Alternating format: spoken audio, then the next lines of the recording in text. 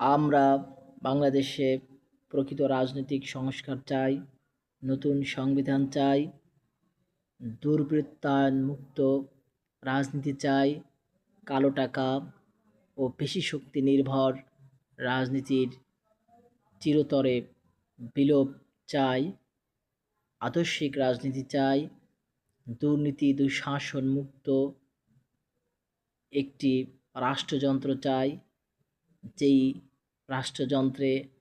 আমলাতন্ত্র ও সরকারি কর্মকর্তারা দুর্নীতির মাধ্যমে অঢেল সম্পত্তি অর্জন করবে না, রাজনৈতিক নেতৃবৃন্দ কানাডার বেগমপাড়ায় অর্থ পাচার করবে না এবং প্রকৃত সাংবিধানিক সংস্কারের মাধ্যমে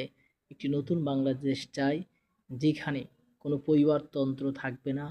রাজনৈতিক নেতৃবৃন্দ অর্থ উপার্জনের জন্য রাজনীতি করবে না, জনকল্যাণে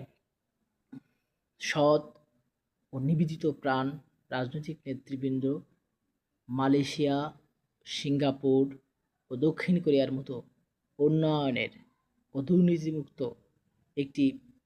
নতুন বাংলাদেশ উপহার দিতে পারবে, সেই রকম একটি দেশ চাই। মহান আল্লাহ তাআলা আমাদের সহায় হন।